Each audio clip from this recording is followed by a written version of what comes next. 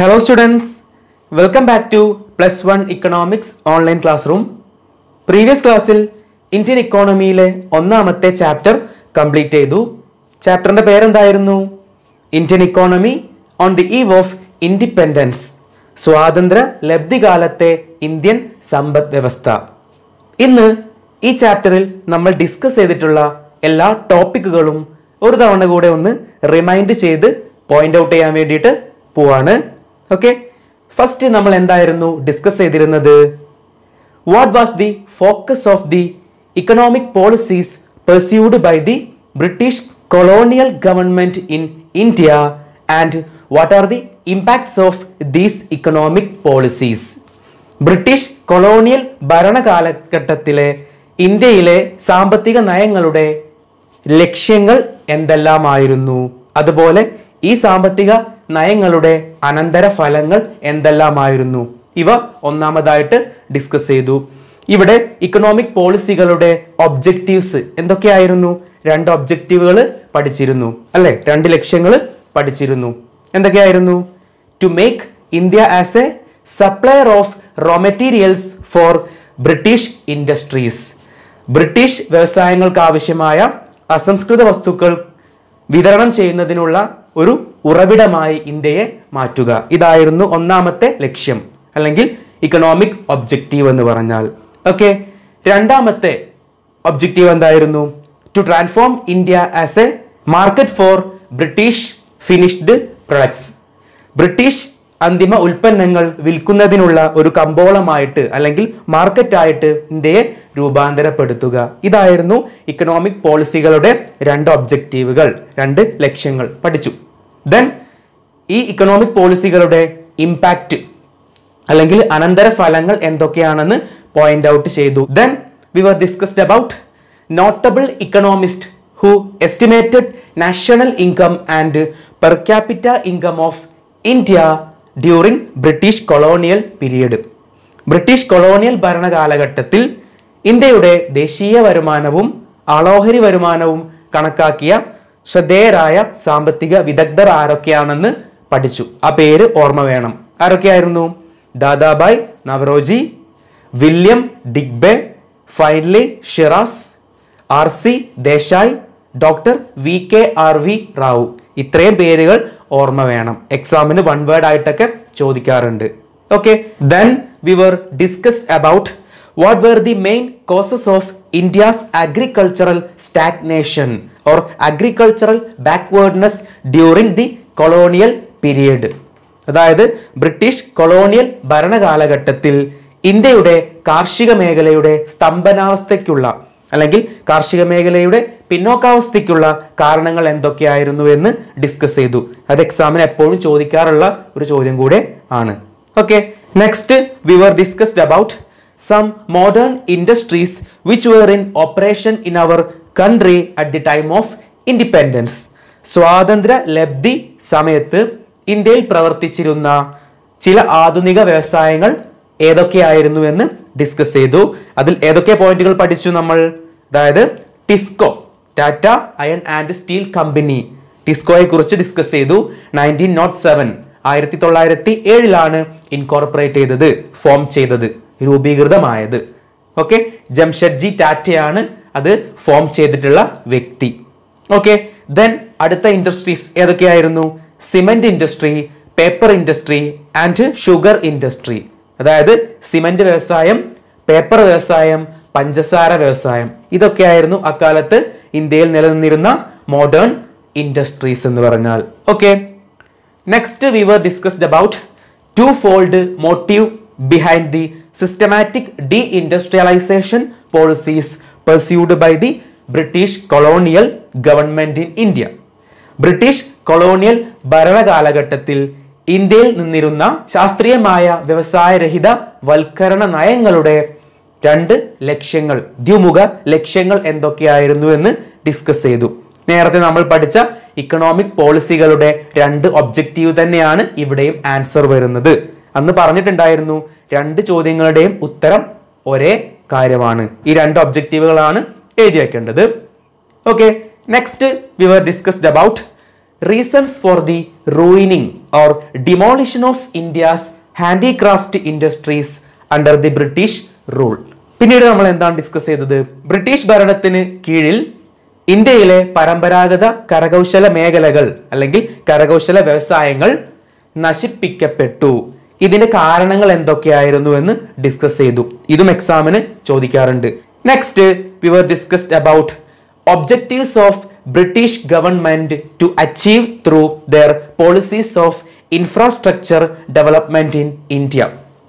ഇന്ത്യയിലെ അടിസ്ഥാന സൗകര്യ വികസന നയങ്ങളിലൂടെ ബ്രിട്ടീഷുകാർ എന്തൊക്കെ ലക്ഷ്യങ്ങളാണ് നേടിയെടുക്കാൻ ഉദ്ദേശിച്ചത്? അതായത് ബ്രിട്ടീഷുകാർ ഇന്ത്യയിൽ റെയിൽവേ ഇൻട്രൊഡ്യൂസ് ചെയ്തു അല്ലെ? 1850 1850 ഇന്ത്യയിൽ റെയിൽവേ അവതരിപ്പിച്ചു. അതുപോലെ പോസ്റ്റൽ സർവീസുകൾ തുടങ്ങിയവയും അവർ ഇൻട്രൊഡ്യൂസ് ചെയ്തു. ഓക്കെ, ഇതിന്റെ എല്ലാം പിന്നിൽ കാരണം എന്തായിരുന്നു? അവർക്ക് ഇന്ത്യയിലെ വെൽത്ത് ഡ്രെയിൻ ചെയ്ത് കൊണ്ടുപോകണം, ബ്രിട്ടനിലേക്ക് ചോർത്തിക്കൊണ്ടുപോകണം. ഓക്കെ, അതിനു വേണ്ടിയിട്ടായിരുന്നു എല്ലാ ഇൻഫ്രാസ്ട്രക്ചറൽ ഡെവലപ്മെന്റും അവർ ഇന്ത്യയിൽ ഇൻട്രൊഡ്യൂസ് ചെയ്തിരുന്നത്. ഓക്കെ ആണല്ലോ, പോയിന്റ്സുകൾ ഓർത്ത് വെക്കണം. Next we were discussed about shortfalls or drawbacks of industrial policy pursued by the British colonial government in India. ബ്രിട്ടീഷുകാർ ഇന്ത്യയിൽ നടപ്പിലാക്കിയ വ്യവസായ നയത്തിന്റെ പോരായ്മകൾ എന്തെല്ലാമായിരുന്നു എന്ന് ഡിസ്കസ് ചെയ്തു. ഓക്കെ, ഇവിടെ പറയുന്ന എല്ലാ കാര്യങ്ങളും വളരെ ഇമ്പോർട്ടന്റ് ആണ്, എക്സാമിന് ചോദിക്കാറുള്ളതാണ്. ഓക്കെ, ഫ്രീക്വന്റ് ആയിട്ട് തിരിച്ചു മറിച്ചൊക്കെ ചോദിക്കാറുള്ള ചോദ്യങ്ങൾ കൂടെയാണ്. ഓക്കെ, നെക്സ്റ്റ് ഇമ്പോർട്ടന്റ് ആയിട്ട് പഠിച്ച ഒരു കാര്യമായിരുന്നു drain theory or drain of wealth, ചോർച്ച സിദ്ധാന്തം അല്ലെങ്കിൽ സമ്പത്തിന്റെ ചോർച്ച. അതിനെക്കുറിച്ച് നമ്മൾ പഠിച്ചു. ആരായിരുന്നു ഈ തിയറി ഇൻട്രൊഡ്യൂസ് ചെയ്തത്? ദാദാബായ് നവറോജി ആയിരുന്നു. 19th സെഞ്ചുറിയിലാണ്, 19ാം നൂറ്റാണ്ടിൽ ദാദാബായ് നവറോജിയാണ് ഈ ഒരു സിദ്ധാന്തം, ചോർച്ച സിദ്ധാന്തം ഇൻട്രൊഡ്യൂസ് ചെയ്തിരുന്നത്. അതുകൊണ്ട് എന്താണ് ഉദ്ദേശിക്കുന്നത് എന്നെല്ലാം ഡീറ്റെയിൽ ആയിട്ട് നമ്മൾ പഠിച്ചു. Okay, next we were discussed about theory of demographic transition, ജനസംഖ്യാ പരിവർത്തന സിദ്ധാന്തത്തെ കുറിച്ച് പഠിച്ചു. അതാരാണ് ഇൻട്രൊഡ്യൂസ് ചെയ്തത്? ആരായിരുന്നു? Frank M Notestein. അദ്ദേഹമാണ് ഇൻട്രൊഡ്യൂസ് ചെയ്തത്. എന്താണ് അതിന്റെ മീനിങ് എന്ന് പഠിച്ചു. അതിന് 4 സ്റ്റേജസ് ആണ് ഉള്ളത്, 4 ഘട്ടങ്ങളാണുള്ളത്. അതിലെ ആദ്യത്തെ 3 ഘട്ടങ്ങൾ മാത്രമാണ് നമുക്ക് പഠിക്കാനുള്ളത്. ആ ഘട്ടങ്ങൾ ഏതൊക്കെയായിരുന്നു എന്ന് പഠിച്ചു അല്ലെ? 1ാം ഘട്ടം, 2ാം ഘട്ടം, 3ാം ഘട്ടം പഠിച്ചു. സ്റ്റേജ് 1, സ്റ്റേജ് 2 ആൻഡ് സ്റ്റേജ് 3 വളരെ ഡീറ്റെയിൽ ആയിട്ട് പഠിച്ചു. Okay, then we were discussed about India's demographic profile or demographic condition during colonial period. Colonial ഭരണകാലഘട്ടത്തിലെ ഇന്ത്യയിലെ ജനസംഖ്യാ സ്ഥിതികളെ കുറിച്ച് പഠിച്ചു. അവിടെ എന്തൊക്കെ പഠിച്ചു നമ്മൾ?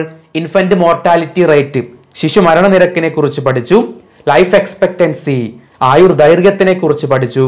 ലിറ്ററസി റേറ്റ്, സാക്ഷരതാ നിരക്കിനെ കുറിച്ച്, അതായത് ബ്രിട്ടീഷ് കൊളോണിയൽ പീരീഡിലും അതുപോലെ ഇപ്പോഴും. ഓക്കെ, ബ്രിട്ടീഷ് കോളനി ഭരണകാലഘട്ടത്തിലുള്ള ഈ ഇത്രയും കാര്യങ്ങളുടെ റേറ്റ്, നിരക്ക് പഠിച്ചു. അതിന്റെ എല്ലാം നിലവിലുള്ള ഇപ്പോൾ ഉള്ള റേറ്റും നമ്മൾ പഠിച്ചു. ഓർമ്മയുണ്ടല്ലോ എല്ലാവർക്കും? അത് കൃത്യമായിട്ട് മനസ്സിലായി കാണുമെന്ന് വിശ്വസിക്കുന്നു. Then we were discussed about features of pre-independence occupational structure of India. സ്വാതന്ത്ര്യം ലഭിക്കുന്നതിന് മുൻപുള്ള ഇന്ത്യയിലെ തൊഴിൽപരമായ ഘടനയുടെ സവിശേഷതകൾ എന്തൊക്കെയാണെന്ന് പഠിച്ചു.